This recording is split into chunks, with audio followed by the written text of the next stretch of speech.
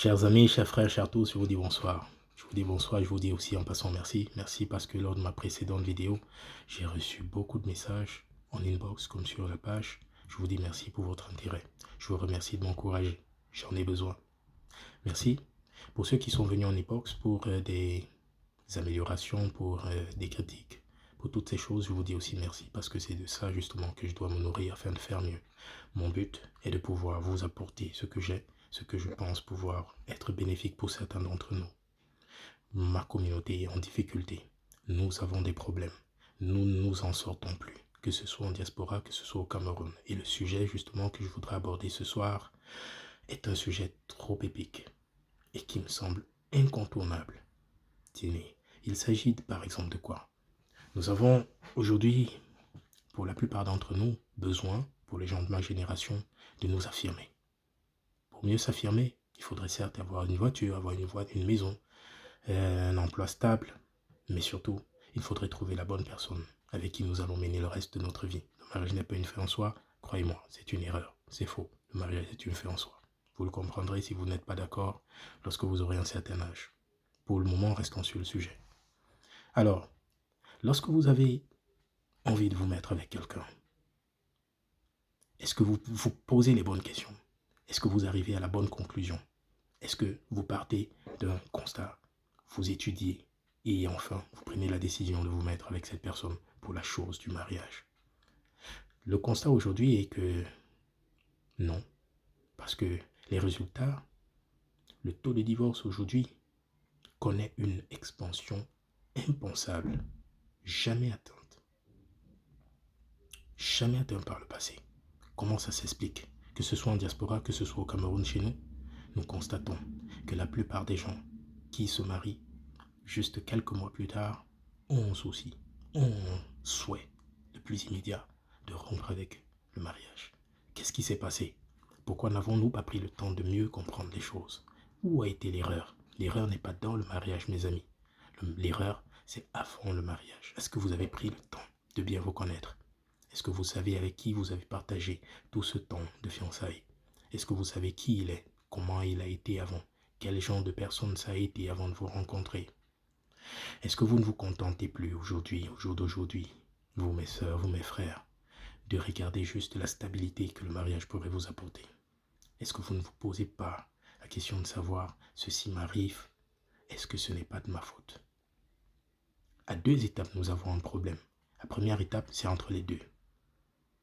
L'homme et la femme qui voudraient se marier. Quand vous vous rencontrez, vous ne prenez pas la peine de vous connaître. Au jour d'aujourd'hui, on veut juste pouvoir dire Dieu a changé mon adresse, ne me cherchez plus là-bas. On monte la bague et on dit Dieu a lavé le nom de ma mère et de mon père au quartier. Désormais, on ne va plus m'appeler, on ne va plus faire psst. Quand je passe, on va dire madame, s'il vous plaît. Alors, est-ce que ça suffit?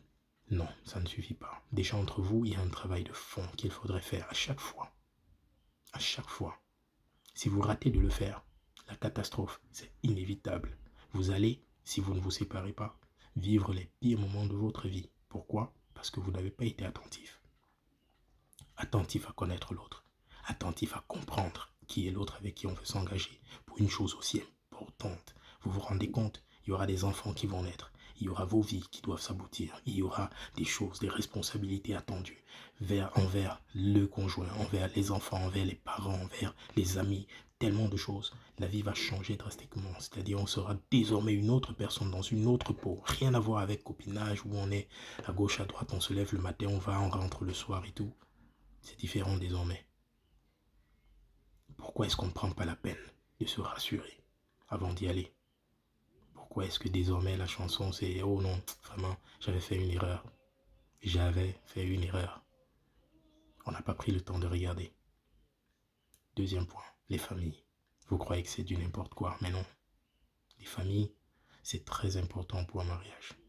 Lorsque vous aurez par exemple des problèmes, qui viendra en premier lieu pour vous aider à gérer? Parce que les problèmes, ça ne manque pas dans un couple. Si vous vous retrouvez dans une situation où vous n'avez personne pour vous aider lorsque vous avez un problème dans votre couple de mariage, alors vous êtes condamné, soit à souffrir atrocement, parce que là, il n'y a rien de pire que de vivre dans le même lit dormir chaque jour dans la même maison, habiter avec une personne qu'on ne ressent plus dans notre peau, dans notre chair, dans notre être. Parce que à chaque fois, vous avez l'impression d'avoir un ennemi près de vous. À chaque fois, vous voulez combattre. Les réactions ne sont plus mesurées. Vous vous demandez même comment vous avez fait pour devenir la personne que vous êtes. Parce qu'à chaque fois qu'on vous parle, vous êtes sur le qui-vive. Il faut à chaque fois riposter. Souvent, ça finit mal.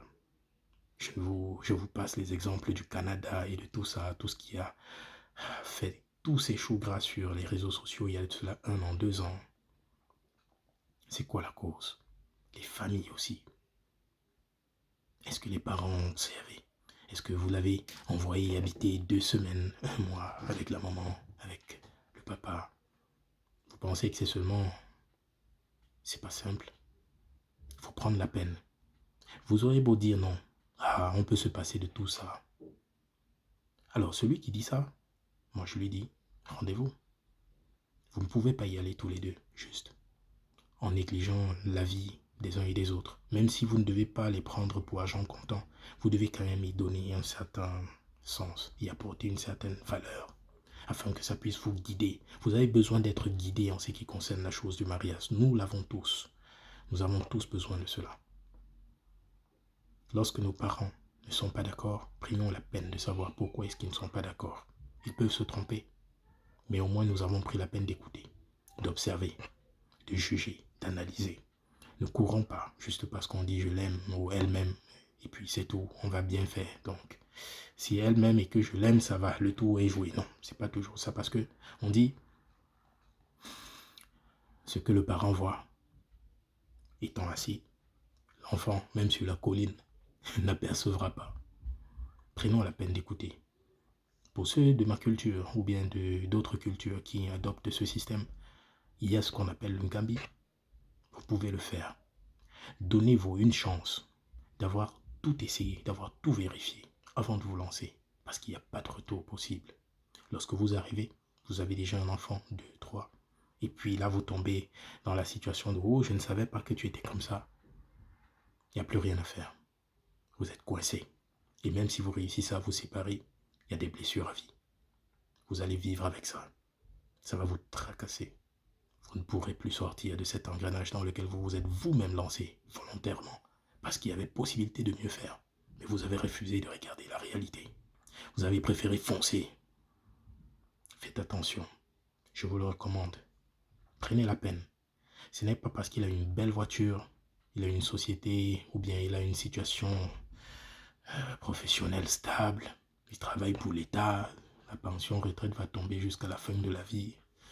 Oui, il a créé son entreprise, un patron, il emploie, il recrute des gens. Oui, la voiture, la maison. C'est pas à cause de tout ça qu'on doit se marier. Faisons attention, mes soeurs, mes frères.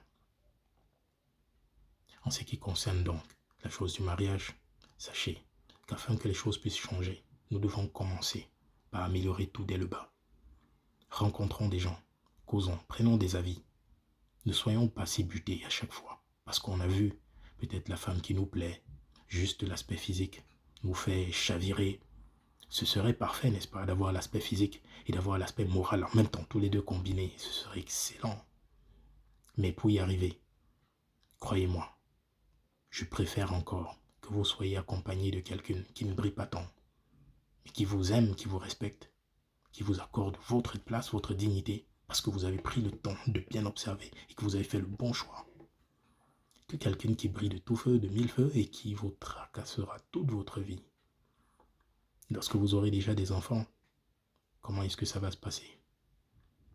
Lorsque vous aurez des parents qui, à un moment, tomberont malades, des parents qui, à des moments, si vous ne faites pas l'union sacrée autour des familles, autour des membres, des différents membres des familles, tout ça va être trop difficile à porter. Je vous exhorte à faire plus attention. Nous sommes dans cet âge. Je vous en parle justement parce que nous sommes dans l'âge où chacun devrait s'affirmer. Et s'affirmer passe aussi par là. Parce que justement, quand vous êtes marié, vous avez besoin de quelqu'un qui vous tend la main, de quelqu'un qui vous tient, qui vous rassure, qui vous protège, qui se bat chaque jour afin que vos idéaux, afin que vos projets puissent aboutir. Mais si jamais ça coince, si ça ne marche pas, croyez-moi, vous aurez la plus grosse crainte de votre vie à l'idée de ce qui va se passer. La plus grosse désillusion de votre vie. Et vous ne serez pas seul à crier. Il y aura des enfants qui crieront, il y aura des familles qui pleureront, il n'y aura plus possibilité souvent de faire marche arrière et d'aller recommencer. On avait 30 ans une seule fois, on n'aura pas de 30 ans deux fois. Et imaginez, c'est pas que les gens de 30 ans qui se marient. À 40 ans, vous faites un mauvais mariage, sur quoi comptez-vous? À 50 ans, nous qui attendons avoir les millions avant de nous marier, avant de faire des enfants, sur quoi est-ce que vous comptez? Si vous ne prenez pas donc à ce moment-là la peine de faire le bon choix. Allons-nous briser la chaîne de cette malédiction à peine voilée qu'il y a sur nous et particulièrement sur mon peuple parce que je suis Camerounais et je défends les valeurs camerounaises. Est-ce que nous allons enfin prendre la peine de bien faire les choses? C'est un problème, les amis. Je sais que c'est votre problème. Nous finissons tous par aspirer au mariage, n'est-ce pas? Prenons la peine. Je reviendrai forcément sur un sujet similaire à celui-ci. C'est tellement vaste, je vous l'ai dit. À partir de 30, c'est jusqu'à 60-80, jusqu'à la mort souvent, pour ceux qui tiennent bon. Est-ce possible de tenir bon? Ça aussi, c'est une autre question. Une fois qu'on a fait le bon choix. Mais si je peux déjà commencer par vous répondre, je vous dirais, une fois que vous avez fait le bon choix, c'est facile de tenir. Parce qu'il y a ce qui vous aide désormais à tenir bien. Il y a le bon choix que vous avez fait. Le bon choix a été déterminant parce que vous avez observé que lorsque vous êtes malade, la personne se tient à vos côtés. Vous avez observé que lorsqu'il y a un problème dans la famille, la personne est toujours prompte à réagir et à se dire non mais attends, ceci ne peut pas arriver. Ah non, la maladie c'est pas bien, on doit gérer. Alors, lorsque vous avez ces petites rassurances, vous êtes convaincu d'être en sécurité. Et quel que soit le problème qui vous attend, quel que soit ce qui vous arrive, vous finissez toujours par vous en sortir. L'union faisant la force et l'amour participant beaucoup avec la bonne observation préalable à ce que vous finissiez justement par surpasser, par dépasser tous ces problèmes et atteindre l'objectif avec vos enfants. À leur impulser justement cette même chose-là, les amener à comprendre comment est-ce qu'on doit faire, leur montrer demain comment est-ce qu'ils doivent se comporter, comment ils doivent faire pour éviter. Je vous remercie de m'avoir écouté. Bonne année. À plus. Merci.